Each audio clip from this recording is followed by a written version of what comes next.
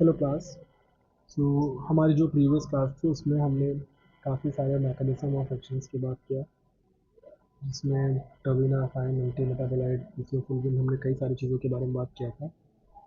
फिलहाल ये जो हमारा चैप्टर है इसमें बात करने वाले हैं मिसलिनियस एंटी फंगल एजेंट्स के मैकेनिज्म को है, जो मल्टीपल टारगेट्स होते हैं। इसमें जो ड्रग्स आती हैं वो है साइक्लोपायरॉक्स, टॉल्नाफ्लेट। ये जो ड्रग्स हैं काम करती हैं act through multiple mechanisms including inhibition of metal dependent enzyme required for fungal metabolism, disruption of cell membrane transport system, and interfere with cellular energy production. तो ये जो भी इफेक्ट्स हैं इफेक्टिवली लीड करते हैं इनहिबिशन ऑफ फंगल ग्रोथ के लिए। तो खैर ये सारी चीज़ों को इतना डिटेल में लेके नहीं चलेंगे। अभी इस क्लास में जो हम बात करेंगे वो आएगी इसकी फार्माकोकाइनेटिक्स। इंटीग्रेटेड मैकेनिज्म लिखा हुआ है, आप इसमें से देख लीजिएगा कि ओवरऑल जो भी हमने पढ़ा था शॉर्टली एक एक लाइन में कि कैसे एर्गोस्ट्रॉल से बाइंड करेगा, कौन कौन सी ड्रग कैसे काम करेंगी, सारी चीज़ें। ओके, अभी जो हमारा है ये है pharmacokinetics of anti fungal drugs. ठीक है, देखो एंटी फंगल ड्रग्स का जो फार्माकोकाइनेटिक्स है ये बहुत ड्रग वाइज डिटेल्स समझने की इसमें ज़रूरत नहीं है। ठीक है, पहले एक बेसिक कॉन्सेप्ट समझेंगे, उसके बाद दो तीन रिप्रेजेंटेटिव एग्जांपल से समझेंगे। तो एंटी फंगल ड्रग्स की जो भी फार्माकोकाइनेटिक्स है ये ड्रग टू ड्रग काफ़ी अलग होती है, खासकर topical drugs, systemic azoles, amphotericin B और इकाइनोकैंडिन्स में एब्जॉर्प्शन और एलिमिनेशन का जो पैटर्न है ये थोड़ा सा अलग होता है। इसीलिए आपको आपकी स्क्रीन पे एक तरीके से चार्ट भी दिख जा रहा है। ठीक है, आप इस चार्ट के बेसिस से भी समझ सकते हो। तो फर्स्टली हम बात करेंगे एब्जॉर्प्शन के बारे में। Absorption of antifungal drugs depend on the route of administration, drug solubility and formulation.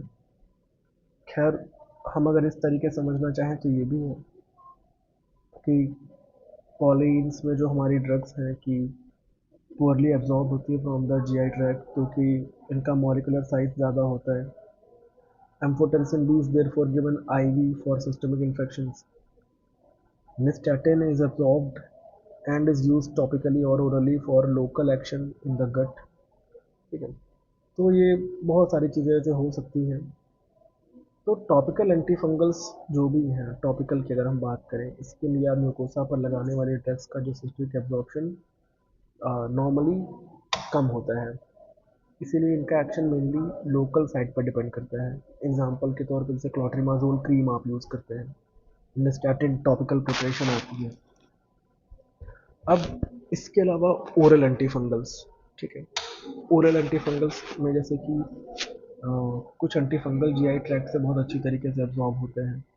ठीक है, एग्जाम्पल के तौर पे फ्लूकोनाजोल, ये ओरल एडमिनिस्ट्रेशन के बाद 90% से ज़्यादा बायो अवेलेबिलिटी देती है और फूड से इसकी एब्जॉर्प्शन बहुत ज़्यादा इफेक्ट या अफेक्ट नहीं होती है। ठीक है, तो जो पुअर एब्जॉर्प्शन वाली जो ड्रग्स हैं, जैसे कि आप देख रहे हो amphotericin B is therefore given IV for systemic infections and nystatin is not absorbed and is used topically और orally for local action in gut। तो पुअर एब्जॉर्प्शन वाले ड्रग्स में कुछ important systemic antifungals oral route से sufficiently absorb नहीं होती हैं। Example के तौर पे एम्फोटेरिसिन बी, इसीलिए इसको आईवी दिया जाता है। इकाइनोकैंडेंस जैसे कैस्पोफंगिन है, माइकाफंगिन है, ये भी आईवी दिए जाते हैं क्योंकि इनकी ओरल बायो अवेलेबिलिटी बहुत कम है। ठीक है, एंड एब्जॉर्प्शन के बाद एंटी फंगल ड्रग ब्लड के माध्यम से अलग अलग टिश्यूज़ में डिस्ट्रीब्यूट होती है। यहाँ सबसे इम्पोर्टेंट बात यह है कि हर एंटी फंगल हर टिश्यू में एक समान कॉन्सेंट्रेशन नहीं बनाती। एग्जाम्पल के तौर पे फ्लूकोनाजोल ये बॉडी में अच्छी तरीके से डिस्ट्रीब्यूट होती है और सेरेब्रोस्पाइनल फ्लूइड में अच्छी पेनिट्रेशन करता है, इसीलिए क्रिप्टोकोकल मेनिंजाइटिस जैसे सीएनएस फंगल इन्फेक्शंस में यूजफुल है। ठीक है, तो खैर इसीलिए जो ग्रीसियोफुलविन है ये स्पेशली केराटिन कंटेनिंग टिश्यूज जैसे स्किन, हेयर, नेल से पहुंचता है और इसीलिए डर्मेटोफाइट इन्फेक्शन से भी यूजफुल है। ठीक है, ओके। तो ये रहा हमारा बेसिकली एब्जॉर्प्शन के तौर पे। ठीक है। एंड खैर, फ्लूकोनाजोल, कीटोकोनाजोल, इट्रोकोनाजोल सबका पीएच और इन सारी चीज़ों पर डिपेंड होता है। कैनोकैंडिड्स में कह रहे हैं these drugs are not absorbed orally and are administered IV. Allylamines में terbinafine well absorbed orally but not used topically. तो ऐसे बहुत सारे हमारे पास ड्रग्स हैं जिनका रूट ऑफ एडमिनिस्ट्रेशन के बिहाफ पे, इस अलग अलग चीज़ों के बिहाफ पे उनका जो एब्जॉर्प्शन है ये डिपेंड करता है। ठीक है, दूसरा हम बात करेंगे अब डिस्ट्रीब्यूशन के बारे में। देखिए, डिस्ट्रीब्यूशन के बाद एंटी फंगल ड्रग्स ब्लड के मीडियम से अलग अलग टिश्यूज़ में डिस्ट्रीब्यूट होते हैं। ठीक है, यहाँ सबसे इम्पोर्टेंट बात यह है कि हर एंटी फंगल हर टिश्यूज़ में इक्वल कॉन्सेंट्रेशन नहीं बनाती। ठीक है, तो distribution depend on lipid solubility and protein binding. अब इसमें क्या है, azoles specially fluconazole fluconazole are widely distributed and can penetrate. ठीक है, कहाँ से पेनिट्रेट हो सकती है? CSF, अभी मैंने बताया था थोड़ी देर पहले, सेरेब्रोस्पाइनल फ्लूइड और स्किन और म्यूकोसा से। ठीक है, तो सबसे इम्पोर्टेंट बात यह है कि हर एंटी फंगल हर टिश्यू में भी मैंने बताया कि इक्वल अमाउंट में इक्वल कॉन्सेंट्रेशन में डिपॉजिट नहीं होती है, टिश्यूज में नहीं बनाती। ठीक है, तो यही एग्जांपल्स हैं एजोल्स। ठीक है, griseofulvin specially hair, skins, nails यहाँ पहुँचता है, इसीलिए डर्मेटोफाइट इन्फेक्शन में यूजफुल है। Amphotericin liver, spleen, kidney, lungs और बहुत सारे टिश्यूज में डिस्ट्रीब्यूट होता है, लेकिन CSF पेनिट्रेशन रिलेटिवली लो होता है। ठीक है, टिश्यू है लिमिटेड CSF पेनिट्रेशन। ठीक है, तो नेक्स्ट हम बात करेंगे इसकी में मेटाबॉलिज्म।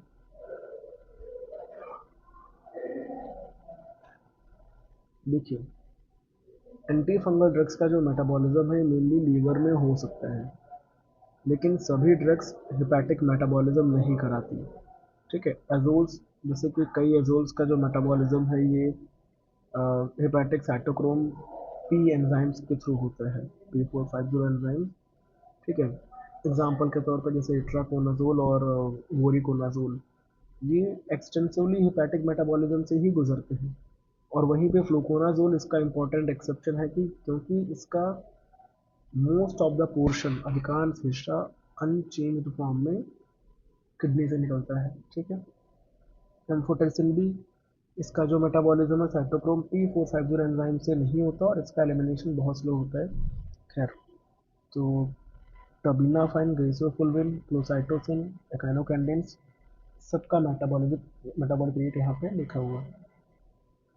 अगला आता है, हम बात करेंगे एक्सक्रीशन। एक्सक्रीशन या फिर एलिमिनेशन। एंटीफंगल ड्रग्स का जो एंटीफंगल ड्रग्स मेनली किडनी, मतलब यूरिन के फॉर्म में, लीवर, बाइल के फॉर्म में या फीसेस के थ्रू एलिमिनेट होती है। एग्जांपल के तौर पे फ्लूकोनाजोल। ठीक है, फ्लूकोनाजोल लगभग 80% एडमिनिस्टर्ड ड्रग अनचेंज फॉर्म में यूरिन से एक्सक्रीट होती है। इसीलिए रीनल इम्पेयरमेंट में फ्लूकोनाजोल की जो डोज है या डोज एडजस्टमेंट इम्पॉर्टेंट हो सकती है। अब अगला एग्जांपल कि इकाइनोकैंडिन्स।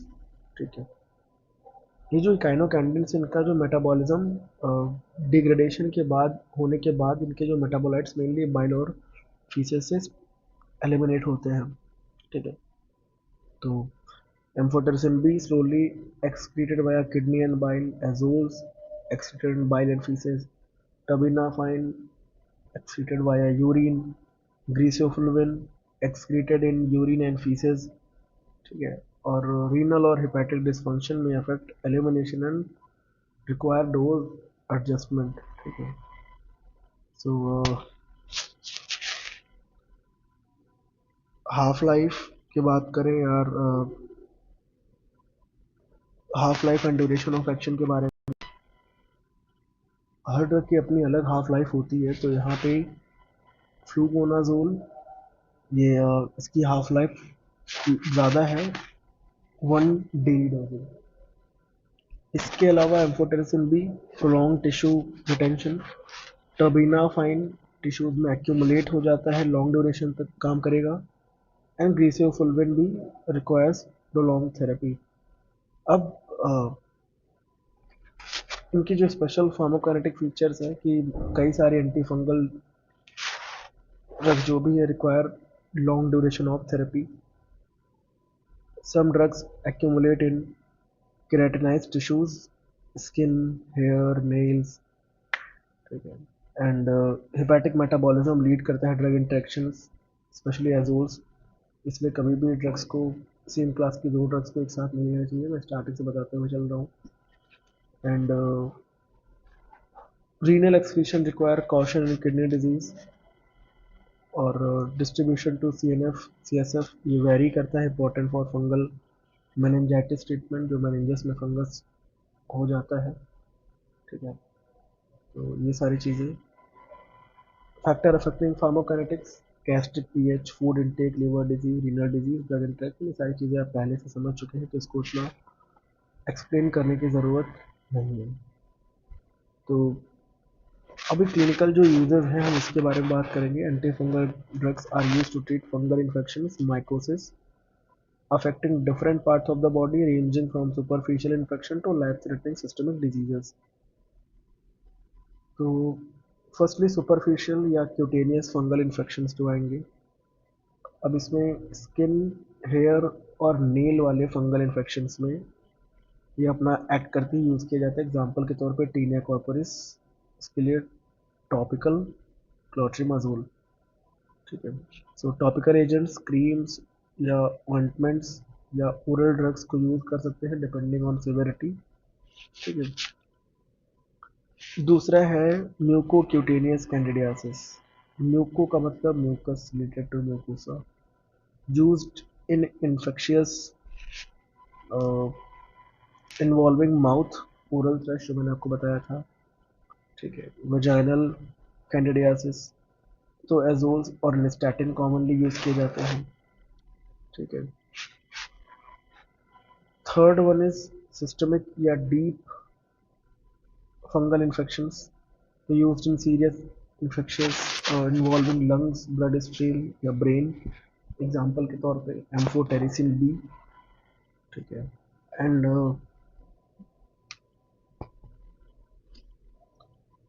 उसके अलावा क्या हो सकता है, म्यूकोक्यूटेनियस कैंडिडियासिस, हाँ ये तो हो गया। अपॉर्चुनिस्टिक इन्फेक्शंस, अपॉर्चुनिस्टिक का मतलब used in immuno compromised patients, जैसे कि HIV वाले हैं, कैंसर वाले हैं, ट्रांसप्लांट वाले हैं, ठीक है। एंड इन लोगों में जो कैंडिडियासिस या एस्परजिलोसिस या क्रिप्टोकोक्सोसिस होता है, ऐसे पेशेंट्स में प्रोफाइलैक्सिस के लिए antifungals are sometimes used to prevent infections in high risk patient. ऐसे पेशेंट जिनको फंगल होने के चांसेस होते हैं उनको हम पहले देख के कंट्रोल करने की कोशिश करते हैं। इसके अलावा जैसे कि क्रिप्टोकोकल मेनिंजाइटिस जो भी मैंने आपको बताया, ये स्किनस फंगल इन्फेक्शन है। इनमें एम्फोटेरिसिन बी और फ्लूसाइटोसिन बेस्ड थेरेपी इंपॉर्टेंट है, बाद में फ्लूकोनाजोल का रोल भी होता है इसमें, ठीक है। तो इस तरीके से कह सकते हैं सिस्टमिक या डीप फंगल इन्फेक्शन में जब इन्फेक्शन इंटरनल ऑर्गन्स या ब्लड स्ट्रीम तक पहुंच जाए तो सिस्टमिक फंगल थेरेपी की नीड होती है। एग्जांपल के तौर पे यहाँ पे एम्फोटेरिसिन बी है, फ्लूकोनाजोल, इट्राकोनाजोल, वोरिकोनाजोल और एकाइनोकैंडेंस इनका यूज़ करते हैं। सीवियर इन्वेसिव कैंडिडियासिस में एनिकाइनोकैंडेंस जैसे कैस्पोफंगिन यूज़ करेंगे। कैस्पोफंगिन था, माइकाफंगिन था, एमिगोलाफंगिन था, तो ये सारी मेडिसिन हमारी। अभी अगर हम नेक्स्ट बात करें इनके साइड इफेक्ट या एडवर्स इफेक्ट की बात करें, पूरी क्लास में जो कॉमन और इम्पोर्टेंट एडवर्स इफेक्ट हैं ये आप इस तरीके से समझो कि सबसे पहले GI डिस्टर्बेंस, ठीक है।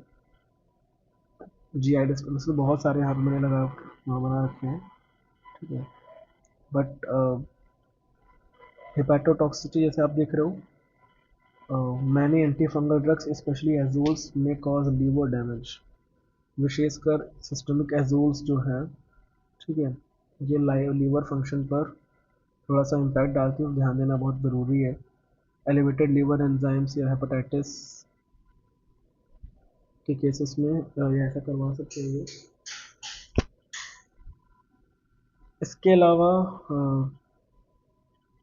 नेफ्रोटॉक्सिसिटी या जीआई डिस्टर्बेंस की बात करें तो पूरी क्लास में कॉमन और इम्पॉर्टेंट एडवर्स इफेक्ट जैसे कि ये हैं कि नाउजिया, वॉमिटिंग, डायरिया कई ओरल एंटीफंगल्स में हो सकता है। और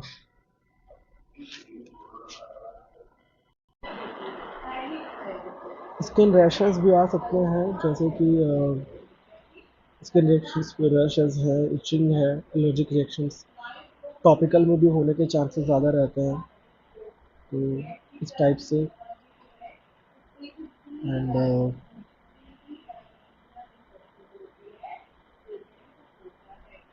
ओके,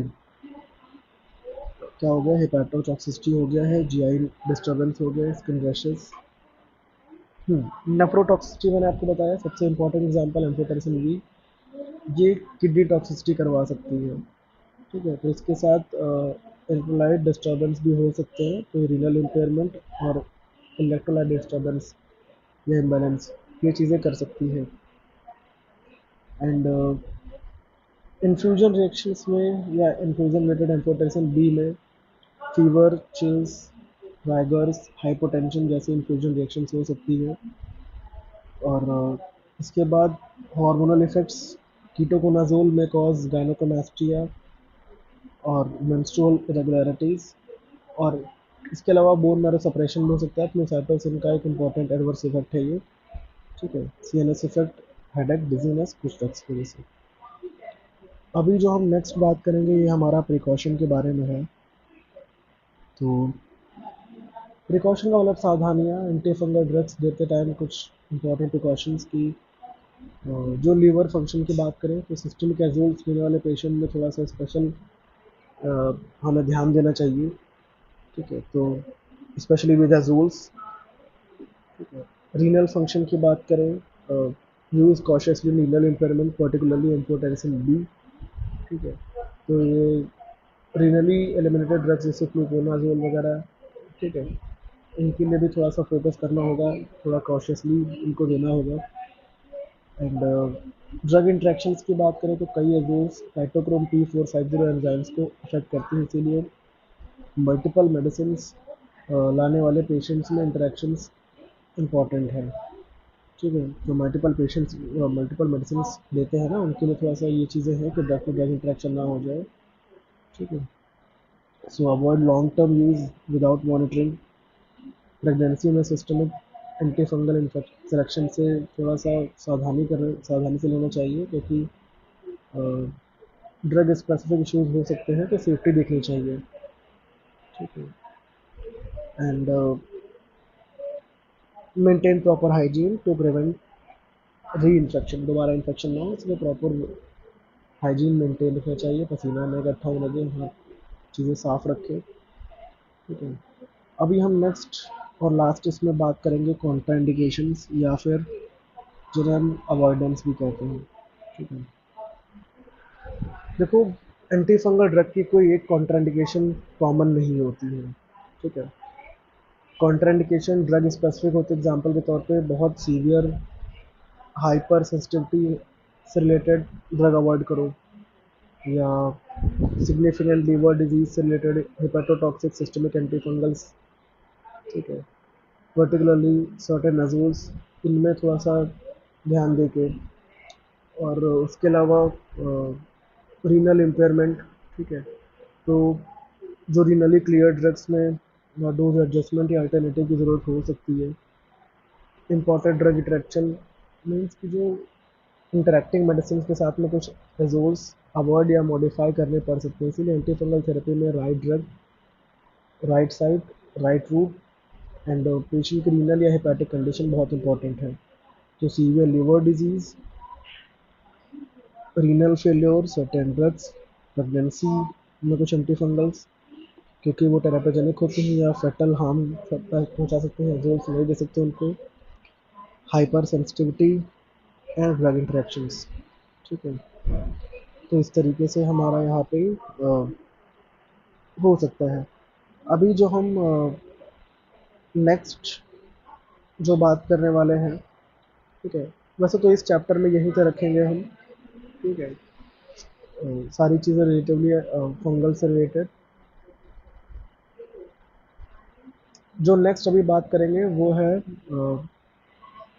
एंथलमेंटिक ड्रग्स क्या होती हैं, ये पेशेंट को कब दी जाती हैं, और हेलमेंट्स क्या होते हैं, इनका एक शॉर्ट इंट्रोडक्शन के बिहाफ पे इनको हम समझने की कोशिश थोड़ा करेंगे। तो एंथलमेंटिक ड्रग्स ऐसे ड्रग्स होती हैं जो हेलमेंट्स को मारने या उनको भगाने के लिए काम करती हैं। हेलमेंट्स ये परजीवी होते हैं जो हमारे शरीर में अनहाइजीनिक तौर तरीक़ों की वजह से आके हमारे गट को अफेक्ट करते हैं। तो हेलमेंट्स ऐसे पैरासिटिक वॉर्म्स, आपने इनको क्रम ही पढ़ा होगा 11th-12th क्लास में अपने। ठीक है, जो ह्यूमंस और अदर जानवरों के बॉडी में रह के अपना जो पोषण है ये प्राप्त करते हैं, और बहुत डिफरेंट डिफरेंट टाइप्स की जो बीमारियां हैं ये वो क्रिएट करते हैं। आसान भाषा में हेलमेंट्स बॉडी में रहने वाली डिजीज़ कॉजिंग पैरासिटिक वॉर्म है। ये मेनली हमारी इंटेस्टाइन में पाए जाते हैं, लेकिन कुछ टाइप के वॉर्म्स बॉडी के दूसरे टिश्यूज़ और ऑर्गन्स को भी अफेक्ट कर सकते हैं। तो आपकी जो हमारी नेक्स्ट क्लास आएगी इसमें हम स्पेशल हेलमेंट्स देखेंगे या टाइप्स ऑफ हेलमेंट्स देखेंगे। जैसे इसकी 3 क्लास आती है, नेमाटोड्स, ट्रेमाटोड्स और सिस्टोड्स। ठीक है, नेमाटोड्स या राउंड वॉर्म्स, इसमें एस्केरिस लुम्ब्रिकोइड्स, एंटेरोबियस वर्मिकुलरिस, हुक वॉर्म, स्ट्रोंगिलॉइड्स। ठीक है, सिस्टोड्स या टेप वॉर्म्स में टीनिया सोलियम, टीनिया सैगिनाटा, इकाइनोकोकस, और ट्रेमाटोड्स या फ्लूक्स में फैसियोला हेपाटिका या सिस्टोसोमा, बहुत सारी चीज़ें। इसीलिए ब्रॉडली हेलमेंट्स को नेमाटोड्स, सिस्टोड्स और ट्रेमाटोड्स, इन 3 पार्ट्स में डिवाइड किया गया है। अब ये जो एंथलमेंटिक ड्रग्स हैं, ये ऐसे ड्रग्स होती हैं जो इन्हीं हेलमेंट्स या वॉर्म्स को मारने, ठीक है, या इनको इमोबिलाइज करने मीन्स पैरालाइज करने, या शरीर से बाहर निकालने मीन्स एक्सपेल करने के लिए यूजफुल है। तो यानी ड्रग्स जो पैरासाइट वॉर्म के अगेंस्ट काम करे। एग्जांपल में जो हमारे ड्रग्स कौन सी आएंगी, अल्बेंडाजोल, मेबेंडाजोल, आइवरमेक्टिन, पैरेंटल पामोएट, प्राजिक्वांटल, निक्लोसामाइड, डाइएथाइल कार्बामाजिन, ये सारी ड्रग्स।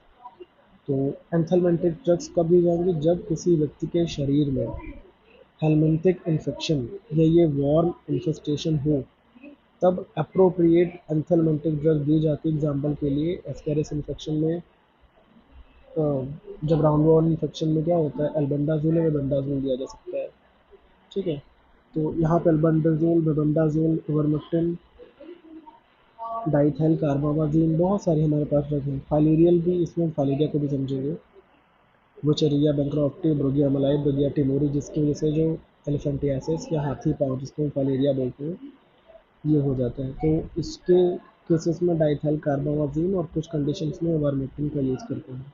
ठीक है, तो वॉर्म्स बॉडी में क्या नुकसान करते हैं, हेलमेंट्स बॉडी में रह के कई तरह की प्रॉब्लम्स को कर सकते हैं, जैसे न्यूट्रिएंट्स का लॉस, वे हॉस्ट से न्यूट्रिएंट्स लेते हैं। ठीक है, जिससे कमज़ोरी और न्यूट्रिशनल डिफिशियंसीज हो सकती हैं। इंटेस्टाइनल प्रॉब्लम्स जैसे पेट दर्द, एब्डोमिनल डिस्कम्फर्ट, और इसके साथ साथ डायरिया या कॉन्स्टिपेशन हो सकता है। ठीक है, अनीमिया, स्पेशली हुकूमन इन्फेक्शन में इंटेस्टाइनल ब्लड लॉस की वजह से आयरन डिफिशिएंसी अनीमिया हो सकता है। ठीक है, वेट लॉस, वीकनेस या ऑर्गन या टिश्यू डैमेज, बहुत सारी चीज़ें। तो एंथलमेंटिक ड्रग्स कैसे काम करेंगी, इनके यूजेस, साइड इफेक्ट, प्रिकॉशंस क्या होंगे, मैकेनिज्म ऑफ एक्शन क्या होगा। ठीक है, ये हम आपको नेक्स्ट वाली क्लास में समझेंगे कि कैसे इसमें क्या होगा। एंड हमारा नेक्स्ट चैप्टर फिर कौन सा होगा, anthelmintic drugs. Thank you and welcome, मिलेंगे आपसे बाकी नेक्स्ट क्लास में।